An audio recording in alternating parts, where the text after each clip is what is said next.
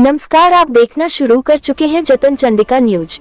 मैं आपकी होस्ट मौली राठौर। आइए देखते हैं।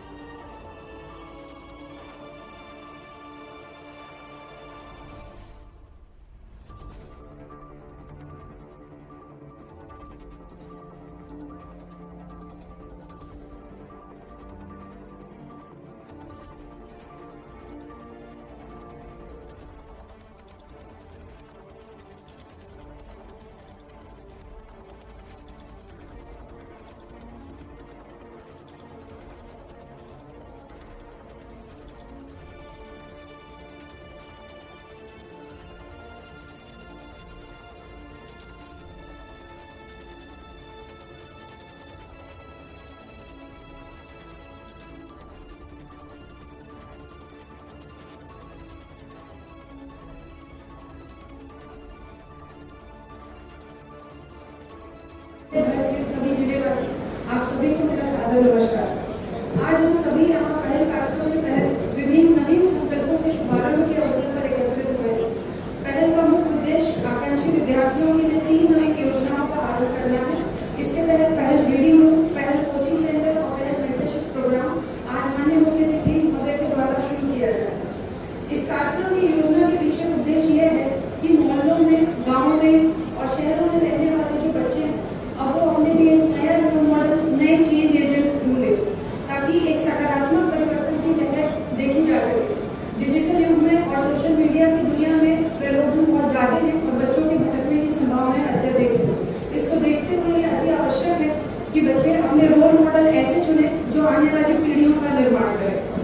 आज मुख्य अतिथि महोदय एवं माननीय अतिथिगणों के द्वारा पहल रीडिंग रूम का उद्घाटन किया गया है। इसका उद्देश्य इन्हें एक अनुकूल और शांत वातावरण प्रदान करना है। ये बच्चे विपरीत और प्रतिकूल परिस्थितियों में अपने परिश्रम से सफलता की नई गाथाएं लिखना चाहते हैं और राजनांदगांव पुलिस आपके इन सपनों में सहभागी होना चाहते हैं। सादर अभिवादन करता हूँ। आज का यह एक समारोह एक विचार के शुभारंभ का अवसर है। उस विचार का नाम है पहल। पहल शब्द का अर्थ स्वयं सिद्ध है। ये परिवर्तन की ओर उठाया गया पहला कदम है। ऐसा कदम जो लोगों को जोड़े और नई संभावनाएं पैदा करे और समाज में सकारात्मक ऊर्जा का संचार करे। यह दूरियों को काटने का प्रयत्न है, क्योंकि जब तक जनता और प्रशासन के बीच विश्वास का सेतु नहीं बंधेगा तब तक सामाजिक उन्नति की कल्पना भी अधूरी रहेगी। आज पहल रीडिंग रूम का उद्घाटन इसी चेतना का परिणाम है। मैं बताना चाहूंगा कि शिक्षा मानव जीवन का वह आधार है जो उसे केवल जीविका का साधन नहीं देती, बल्कि उसको विवेक, धैर्य और आत्मबल भी प्रदान करती है। हमारे जिले में अनेक युवा ऐसे हैं जो प्रतिभा और संकल्प में तो संपन्न है, परंतु साधनों के अभाव में उनका मार्ग अवरुद्ध हो जाता है। उनके लिए शांत, व्यवस्थित और प्रेरणादायक वातावरण उपलब्ध कराना हमारा कर्तव्य है। रीडिंग रूम उसी कर्तव्य की पूर्ति का लघु परंतु सार्थक प्रयास है। ये पुलिस अधीक्षक जी को धन्यवाद देना चाहूँगा कि आपने जो पहल किया है वो अनुकरणीय है। और हम सब लोग जानते हैं कि पुलिस के बारे में लोगों की धारणा क्या होती है, लेकिन आज इस कार्यक्रम के माध्यम से जो आपने पहल एक कोचिंग सेंटर के लिए नहीं किया है या प्लांटेशन के लिए नहीं किया, बल्कि पुलिस के प्रति जो लोगों के मन में विचार रहते हैं उसे बदलने की एक पहल हुई है। इसके लिए आप सब लोगों का बहुत बहुत अभिनंदन और स्वागत है। कि जब जरूरत पड़ता है तो परित्राणाय साधुनाम और विनाशाय दुष्कृताम की भी प्रिय है, और ऐसे असज्जन शक्ति का नाश करने के लिए भी फिर पुलिस कदम उठाती है, किंतु अपने आप को सर्वस्व होम करती है समाज के लिए। आज मैं उनको स्मरण करना चाहता हूं कि मदनवाड़ा के उस कांड में, नक्सली घटना में विनोद चौबे के साथ, स्वर्गीय विनोद चौबे जी के साथ जो 29 लोग शहीद हुए, जैसे इस ग्राउंड में प्रवेश किया सहसा उनकी याद आई, उनका स्मरण हुआ। मित्रों, जिस प्रकार से कार्यक्रम पुलिस विभाग ने, आदरणीय आईजी साहब, अंकिता जी ने जो यह वृत्त जो प्रस्तुत किया, जो योजनाएं बताई, वो वास्तव में बहुत ही सराहनीय है। यहाँ कोचिंग क्लास चलेगी। रीडिंग रूम का उद्घाटन माननीय स्पीकर महोदय ने किया है। 100 बच्चे कोचिंग क्लास के लिए रजिस्ट्रेशन भी कर लिए, जिसमें डोंगरगांव डोंगरगढ़ घूमका के। तो मैं आज इस कार्यक्रम के लिए, नए कार्यक्रम के लिए मैं उनको बधाई। एक शुरुआत राजनांदगांव की पुलिस के द्वारा, जिसमें समाज से सीधा जुड़ने का काम,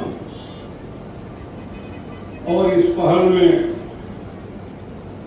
गांव की सुरक्षा से लेकर पुलिस को मदद करने वाले वकील के साथ मिलकर कैसे आगे बढ़ा जा सकता है, इस पहल की शुरुआत यहाँ के पुलिस अधीक्षक अंकिता शर्मा जी ने और आईजी यहाँ के बालाजी लाल साहब ने और पुलिस की पूरी टीम ने जो आज एक नई शुरुआत की है, मैं उसके लिए उनको बधाई देता हूँ, शुभकामना देता हूँ कि ये पहल पूरे छत्तीसगढ़ में इसी तर्ज में हर जिले में काम की शुरुआत हो।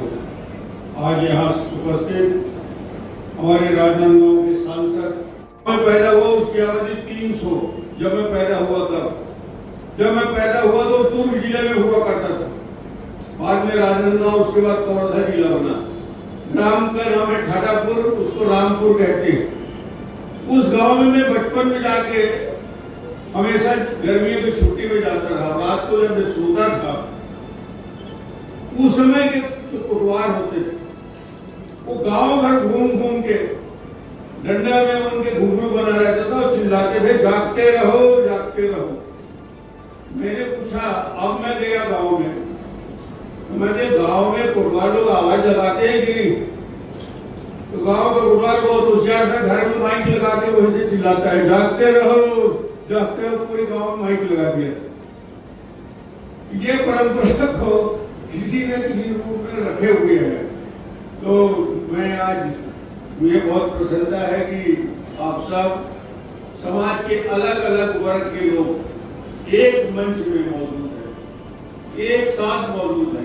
समाज की नीचे स्तर की संरचना को अपराध मुक्त करने के लिए जिनकी सबसे महत्वपूर्ण भूमिका होती है, ऐसे लोग एकत्रित हैं। मुझे बताया गया है कि इनका सम्मान करना है, तो मेरे लिए इससे बड़ा गौरव का विषय नहीं है कि उनका सम्मान करना है जो लोगों के जीवन की रक्षा करते हैं। डीआरजी का जो इस बात के लिए बधाई दूंगा कि राजनांदगांव और राजनांदगांव जिला एक विशेष कीर्तिमान स्थापित किया है। जिले के 164 गांव 2024, 2025 और 2026 में अपराध मुक्त रहने का उदाहरण प्रस्तुत किया है। ये अद्भुत बात है। यह उपलब्धि एक व्यक्ति का नहीं, संस्था का नहीं, केवल पुलिस विभाग का नहीं, जनता का भी सहयोग है, पुलिस का भी सहयोग है, सबके सहयोग से काम हुआ है और ये अपने आप में एक कीर्तिमान है। वो 164 जो गांव है जो अपराध मुक्त हुए, उसके नाम से वृक्षारोपण भी हुआ है। आने वाले समय में और ज्यादा गांव के नाम से वृक्षारोपण हो जो अपराध मुक्त बने, इसके लिए आपका की तैयारी होनी चाहिए। मैं उन आदर्श ग्रामों के लिए आप सबको बहुत बहुत बधाई देना चाहता हूँ।